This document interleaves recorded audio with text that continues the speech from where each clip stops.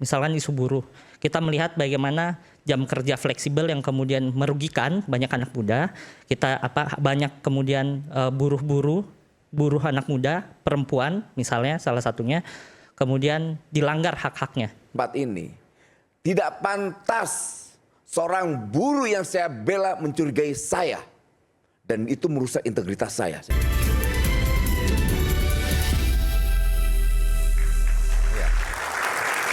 Nanti saya janji akan berikan kepada Bung Rio, tapi sebelum ke Bung Rio, kalau tadi bicara Orde Baru, bicara reformasi, bicara aktivis, ini tiga-tiganya merujuk pada satu sosok. Sosoknya adalah Iqbal Ramadan, putra Pak Murdiono. Silakan, Iqbal. Iqbal, kalau saya tanyakan begini, apa yang Iqbal simak dari perdebatan ini, dan apa yang Iqbal lihat dari 100 hari pemerintahan Prabowo Gibran?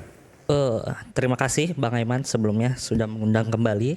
Sebenarnya kalau tadi perdebatannya ini kan lebih ke tataran elit ya. Tapi bagaimana seharusnya kita melihat apa yang terjadi di akar rumput gitu. Kalau ditanya 100 hari, dari tadi saya juga nggak nangkep sebenarnya apa permasalahan 100 hari dari pemerintahan Prabowo Gibran gitu.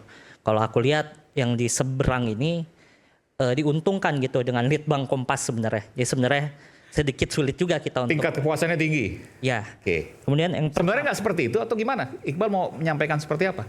Yang pertama yang ingin saya sampaikan adalah pertama sebelum kita kemudian melihat ke depan, sebenarnya perlu kemudian pemerintahan sekarang, pemerintahan Prabowo gitu, untuk kemudian mengevaluasi kinerja para pembantunya gitu, termasuk juga Bang Emmanuel. Kemudian, misalnya apa? Banyak. Evaluasi misalkan, apa? Misalnya?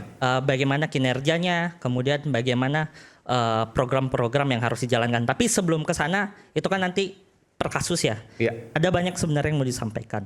Pertama, bagaimana kemudian dalam 100 hari ini kita melihat masih banyak agenda pemerintah atau kemudian kegiatan yang memang dilakukan masih dalam koridor hukum atau konstitusionalitas.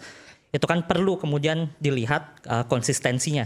Jadi sebenarnya kita sulit juga untuk melihat bagaimana konsistensi dan kemudian bagaimana pemerintahan ini menjalankan pemerintahannya melalui konstitusi dalam kurun waktu 100 hari. Jadi yang harus dilihat adalah apa pasca 100 hari ini kemudian. Nah, kalau kemudian ditanya sebenarnya ini kita sebenarnya masih terjebak gitu dalam bayang-bayang rezim atau presiden sebelumnya.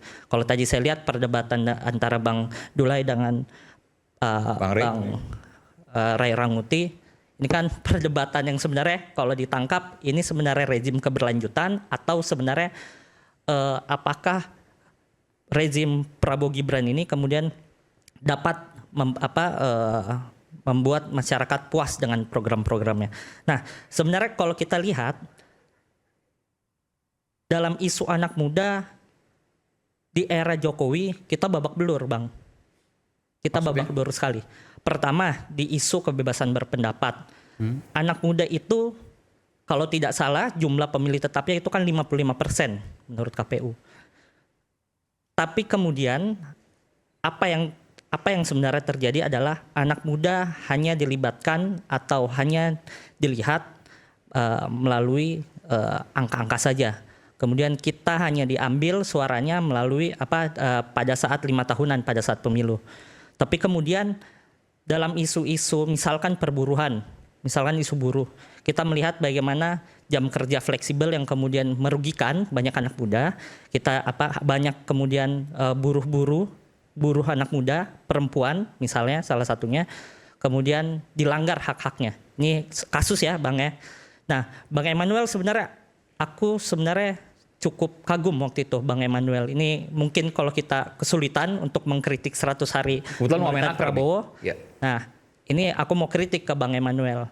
Bagaimana kemudian kita melihat, ini adalah sebuah presiden buruk, ada seorang buruh perempuan, Septia, ditahan pada saat itu. Dikriminalisasi karena mengungkapkan bagaimana hak-hak normatifnya tidak diberikan. Di mana itu? Ada di PN Jakarta Pusat waktu itu kasusnya. Bang Emmanuel juga kan waktu itu sempat turun ke lapangan. Tapi di satu sisi sebenarnya ini walaupun kurang substantif, Bang Emmanuel juga kemudian mengatakan bahwa orang atau pemberi kerjanya cocok itu untuk menjadi menteri. Aku ngeliat video itu. Nah, aku rasa sebenarnya Bang Emmanuel di satu sisi Bang Emmanuel sudah berani turun dan kemudian memberikan keberpihakan kepada Septia misalkan salah satunya itu cukup baik, tapi di satu sisi kemudian memberikan kontradiksi gitu terhadap buruh, terutama buruh perempuan. Kemudian kita lihat kritiknya maksudnya apa di sini? Kritiknya sebenarnya main aman gitu Bung Noelnya atau bukan, gimana? Karena tapi sebenarnya ini adalah presiden yang buruk itu, presiden yang buruk terhadap perlindungan terhadap buruh.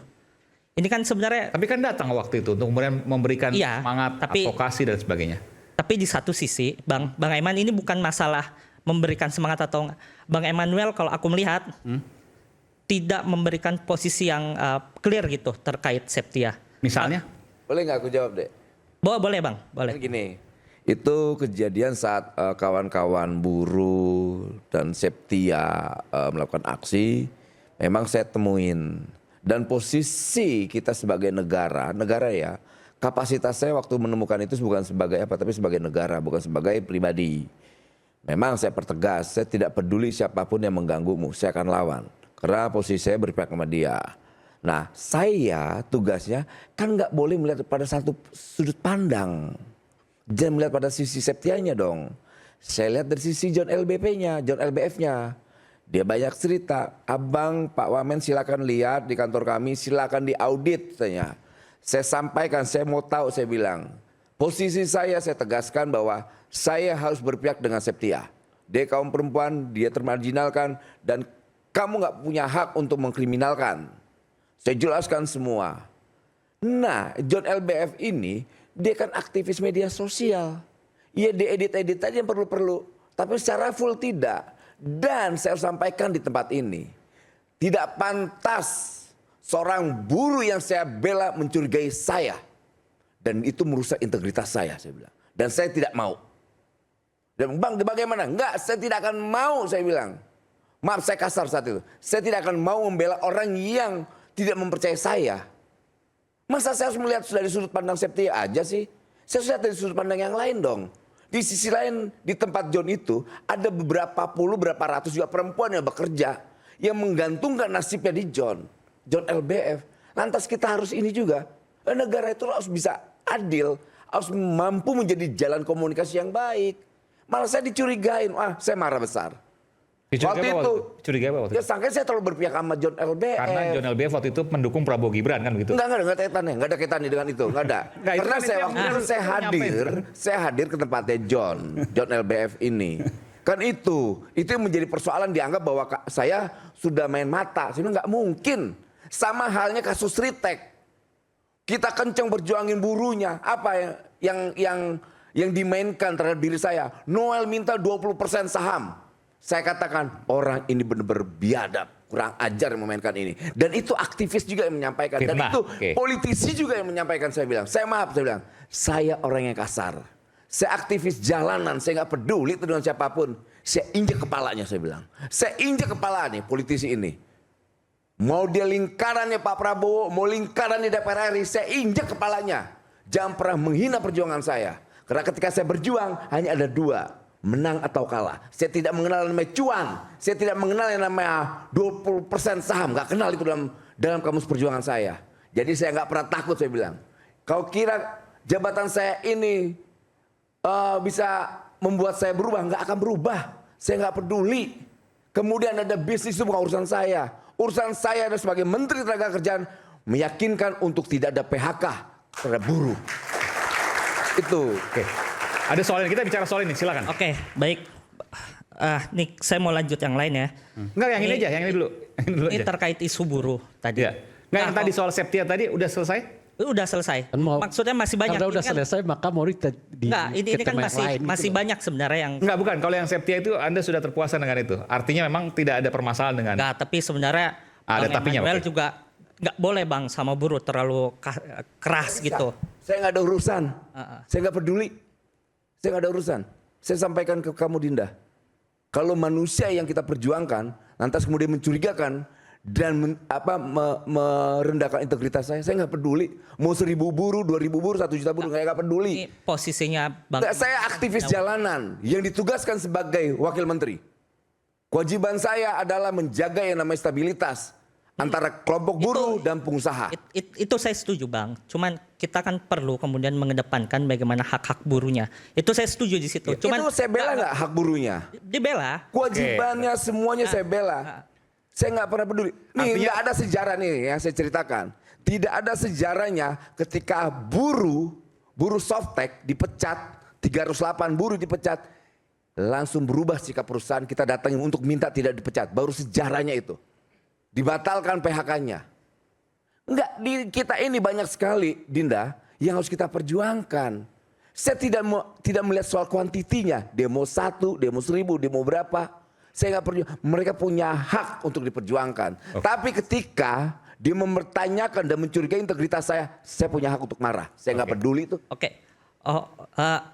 Bang, saya setuju sampai di situ. Cuman maksud saya adalah bagaimana kemudian Bang Emmanuel ini sebenarnya kemudian mengevaluasi dirinya. Kalau tadi setuju, saya setuju. Apa yang mau dievaluasi saya? Enggak, itu tadi posisinya terlalu galak gitu ke buruh. Dan terlalu galak. Itu penting, saya nggak peduli. Tapi nggak galak. Bukan soal galak ini. Tapi kita akan kembali nanti dengan prinsip yang lain. Kita kembali saat lagi, tetap bersama kami Rakyat Bersuara.